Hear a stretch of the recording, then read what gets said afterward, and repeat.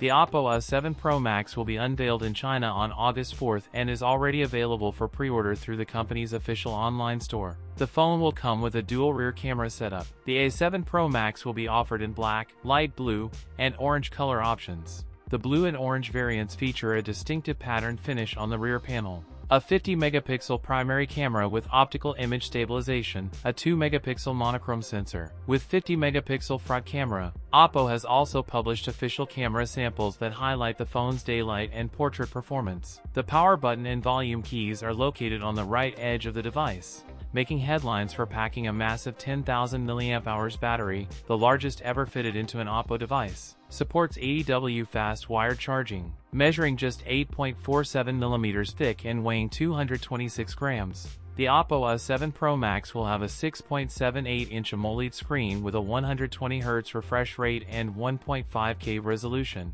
It's powered by the Snapdragon 4 Gen 5 SoC. It will be paired with up to 12GB of RAM and possibly up to 512GB of storage. That's it for today's video. If you enjoyed it, don't forget to like, comment, and subscribe for more content. Thanks for watching, and I'll see you in the next one.